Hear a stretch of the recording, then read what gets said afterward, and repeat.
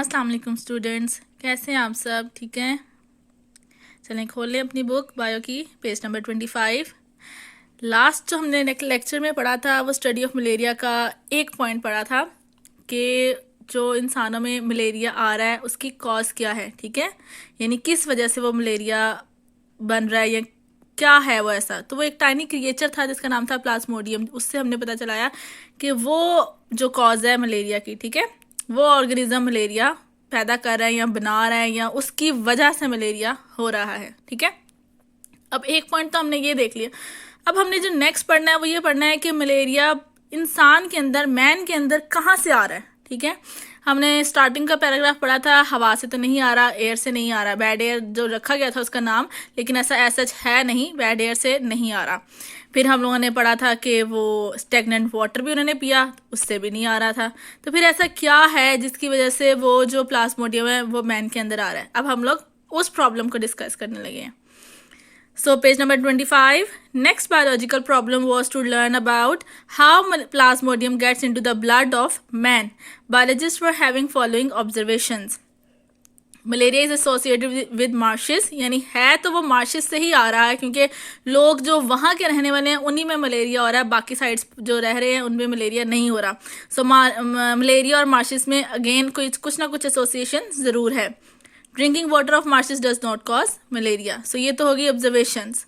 अब इन ऑब्जर्वेशंस पे अब आगे क्या काम चल रहा है वो पढ़ते हैं। From these observations, it can be concluded that Plasmodium was not in the marsh water, but it must be carried by something that comes to marsh water. अच्छा, अब इन ऑब्जर्वेशन से उस टाइम के साइंटिस्ट ने इतना तो अंदाज़ा लगा लिया कि मार्श के पानी में तो ऐसा कुछ नहीं है, यानी वो प्लाज्मोडियम नहीं है, लेकिन वहाँ पर कुछ तो है जिसकी वजह से ये प्लाज्मोडियम वहाँ तक आ रहा है, यानी कोई कैरियर है जो वहाँ पे ला रहा है इस प्लाज्मोडियम को। In 1883, a physician A.F.A. King listed 20 observations. Some important observations of King were, उसके बाद 1883 में थोड़ा और इसके ऊपर काम हुआ और A.F.A. किंग ने काम किया, उसने ऑब्जर्वेशंस ली और उसकी बहुत सारी थी, 20 ऑब्जर्वेशंस थी, जिनमें से मेन यहाँ पर उन्हें 3 हमें एक्सप्लेन की हैं। People who slept outdoor were more likely to get malaria than those who slept indoor. ठीक है, यानी कि मार्शी एरियाज में ऐसे लोग जो कि घरों से बाहर सोया करते थे या वैसे के लोग जो छतों पे सोया करते थे उनमें ज़्यादा मलेरिया होता था, लेकिन जो अंदर सोते थे उनमें मलेरिया नहीं होता था, यानी रूम्स के अंदर जो सो रहे हैं। People who slept under fine nets were less likely to get malaria than those who did not use such net. उसके अलावा उस टाइम पे जो नेट यूज़ करते थे उन लोगों को मलेरिया नहीं होता था, जो लोग नेट यूज़ नहीं करते थे उनको मलेरिया होता था। नेट इंटरनेट वाला नेट नहीं है, समझ तो गए होंगे आप। Individuals who slept near a smoky fire usually did not get malaria. इसके अलावा जो अपने पास रात में आग लगा के, यानी जो थोड़ा सा धुआं करके जो सोते थे उनको मलेरिया नहीं होता था, लेकिन जो नहीं करते थे उनको मलेरिया हो जाता था। On the basis of these observations, King suggested a hypothesis. जब किंग ने उस प्रॉब्लम के अकॉर्डिंग ऑब्जर्व किया, ऑब्जर्वेशंस को देखा, तो उसने एक हाइपोथेसिस दिया और वो ये दिया कि mosquitoes transmit plasmodium and so are involved in the spread of malaria. ठीक है, यानी इसने जब ये सब कुछ देखा, ऑब्जर्व किया, तो अपनी क्रिएटिव थिंकर था वो, अपने माइंड को यूज़ किया और माइंड को यूज़ करते हुए उसने ऐसा, ये भी हमने देखा था कि कैरियर है कोई जो लेकर आ रहा है इस प्लाज्मोडियम को यहाँ पे, तो उसने कैरियर को क्या नाम दिया? मॉस्किटो। उसने कहा मॉस्किटो हैं जो कि प्लाज्मोडियम को आगे पीछे स्प्रेड कर रहे हैं। ठीक है, उसने मॉस्किटो को इसका इन्वॉल्वमेंट इसमें कहा कि मॉस्किटो इन्वॉल्व है इसमें। अब उसने ये हाइपोथेसिस दिया था, ये ट्रू भी हो सकता था, फॉल्स भी हो सकता था। ठीक है, अब इसके ऊपर उसने डिडक्शन निकालनी थी। Following deductions were made considering the hypothesis as true, that is if mosquitoes are involve in the spread of malaria then plasmodium should be present in mosquitoes. अगर मॉस्किटोज प्लाज्मोडियम को स्प्रेड कर रहे हैं और small creatures को spread कर रहे हैं तो फिर मॉस्किटो के अंदर भी प्लाज्मोडियम होना चाहिए है। अब mosquito can get plasmodium by biting a malarial person, ठीक है, या पेशेंट। तो वो कह रहे हैं कि मॉस्किटो के अंदर प्लाज्मोडियम कहाँ से आएगा? वो किसी न किसी मलेरियल पेशेंट को जाकर बाइट करेगा। जब उसको बाइट करेगा तो उसका जो ब्लड है वो मॉस्किटो के अंदर आएगा और उस ब्लड के साथ क्या आएगा? प्लाज्मोडियम उसके अंदर आएगा। सो उसने ये सारा डिडक्शन बनाया और डिडक्शन बनाने के बाद अब आगे फर्दर उसने काम करना शुरू किया, उसके ऊपर एक्सपेरिमेंट परफॉर्म करने शुरू किए। उसने नहीं, बाकी साइंटिस्ट ने भी, सब ने, यानी जब एक प्रॉब्लम आती है ना तो उससे रिलेटेड फिर हर कोई उठ जाता है और काम करना शुरू कर देता है, ठीक है। तो हम यहाँ पे भी साइंटिस्ट में भी ऐसे होता है कि जैसे ही उनको किसी ना कोई प्रॉब्लम फेस करनी पड़ती है तो वो फिर हर साइंटिस्ट उसके पीछे लग जाता है कि मेरा रिजल्ट आ जाए ताकि मैं अपने पब्लिश करूँ और मेरा नाम आगे आ जाए, ठीक है, मैं ज़्यादा सक्सेस कर जाऊँ इसमें। सो इसके बाद अब इसके ऊपर क्या काम हुआ, in order to test the observations Ronald Rose, a British army physician working in India in 1880s, performed important experiments. He allowed a female Anopheles mosquito to bite a malarial patient. He killed the mosquito some days later and found Plasmodium multiplying in mosquitoes stomach. अब वो क्या कह रहे हैं, वो कह रहे हैं कि रोनाल्ड रोज था, एक ब्रिटिश आर्मी फिजिशियन था, उसने इंडिया में एक्सपेरिमेंट परफॉर्म किया और उसने क्या किया, यानी मॉस्किटो जिसका नाम एनोफिलिस है, एनोफिलिस मॉस्किटो को लिया, उसने उसको मलेरियल पेशेंट को बाइट करने दिया। उसके बाद उसने उस मॉस्किटो को यानी मारा, मारने के बाद उसमें से उसके स्टमक में उसका ब्लड को चेक किया और उसने देखा कि जो मॉस्किटो का स्टमक का ब्लड था उसके अंदर प्लाज्मोडियम थे और वो वहाँ पे मल्टीप्लाई हो रहे थे, यानी खुद के नंबर को इंक्रीज कर रहे थे, यानी कि वो जो डिटेक्शन दिया गया था वो ठीक साबित हो रहा था यहाँ पे। The next logical experiment was to allow an infected mosquito having Plasmodium to bite a healthy person. अब नेक्स्ट जो काम था वो ये था कि अब इतना तो पता चल गया था कि मॉस्किटो में तो आ रहा है, लेकिन अब ये भी कंफर्म करना था क्या उस मॉस्किटो से नेक्स्ट जो हेल्दी पर्सन है उसमें भी ट्रांसमिट हो रहा है या नहीं। If hypothesis was true, a healthy person would have got malaria. और अगर ये hypothesis और ये डिडक्शंस ठीक हैं तो फिर वो जो healthy person है उसमें भी मलेरिया जाना चाहिए। But scientists avoid using human beings for experiments when results can be so serious.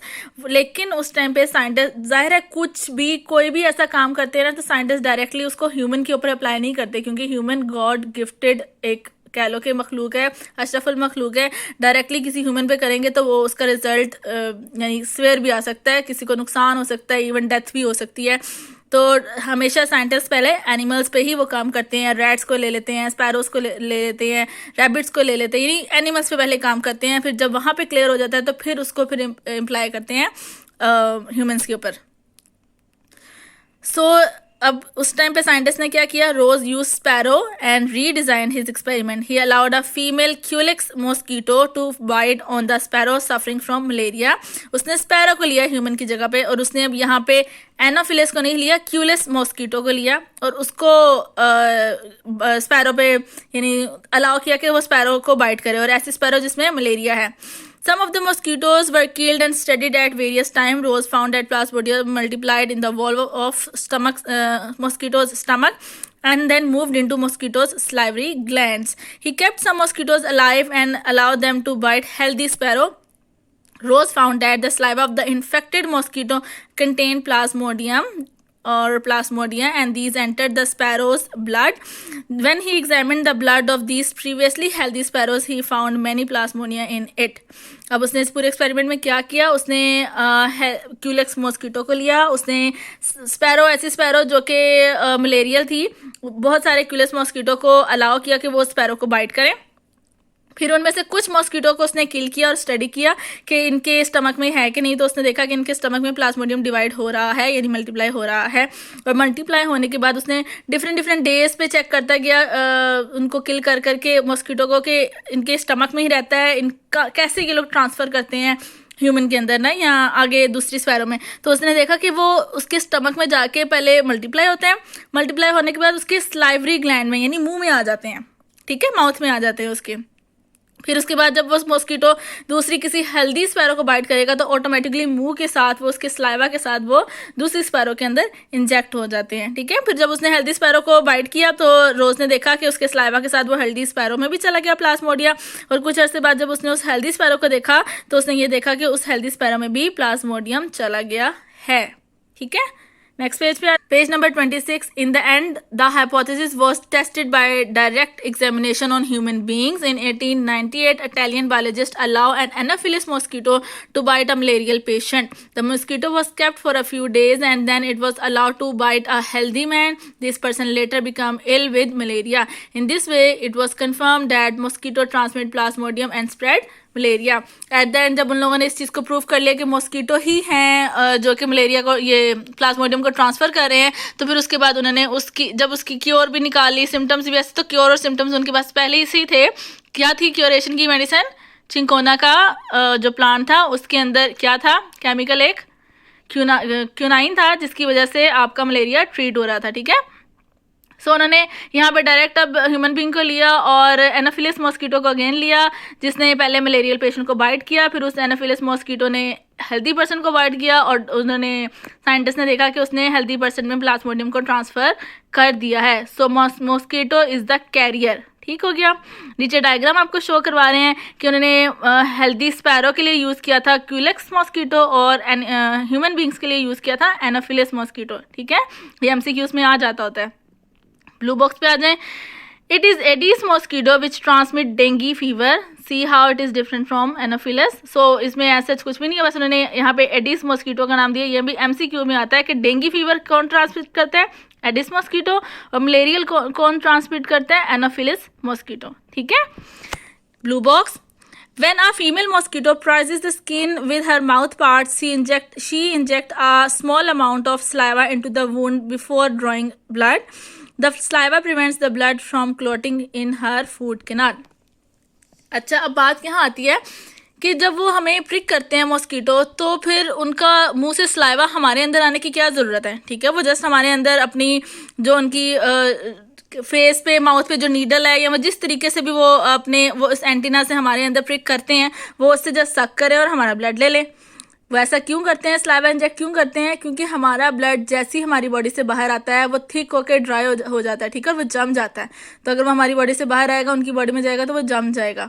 उस चीज़ को रोकने के लिए वो उनके सलाइवा में अल्लाह ताला ने ऐसे केमिकल्स रखे हैं जो कि हमारे कह लें कि ब्लड को थिक नहीं होने देते, जमने नहीं देते। ठीक है, सो उसको सलाइवा को इंजेक्ट करना ही पड़ता है हमारी बॉडी में। तो उनके उस इंजेक्शन, जब वो सलाइवा को इंजेक्ट कर रहे होते हैं हमारी बॉडी में, तो उसके साथ प्लाज्मोडियम भी हमारी बॉडी में ऑटोमेटिकली इंजेक्ट कर देते हैं। उनका कोई ख़ास उसके लिए एम नहीं है कि जी हमने इंसानों को स्पेशली प्लाज्मोडियम इंजेक्ट करना है। ठीक है, क्लियर हो गया। चलिए नेक्स्ट वाले पे आ जाए। The will that appear after the mosquito leaves is not a reaction to the wound but an allergic reaction to the saliva. In most cases the itching sensation and swelling subside within several hours. अब वो कह रहे हैं उनकी वो जब सक करके प्रिक करके जाते हैं तो उसके बाद हमें थोड़ी सी इचिंग होती है। ठीक है, खारिश होती है, हल्का सा वो छोटा सा एक पिंपल सा बन जाता है। वो कह रहे हैं कि वो जो पिंपल बनता है वो उसके जो मॉस्किटो है उसके वो प्रिक करने की वजह से नहीं बनता है, वो असल में उसका वो सलाइवा है, उस सलाइवा के अगेंस्ट हमारी बॉडी एलर्जिक है। ठीक है, हमारी बॉडी उसके अगेंस्ट एलर्जी फील करती है, उसकी वजह से हमारी स्किन के ऊपर वो एक इचिंग सी फीलिंग आती है और थोड़ी सी वो स्वेल हो जाती है और फिर कुछ अरसे बाद, कुछ घंटों बाद वो ठीक हो जाती है।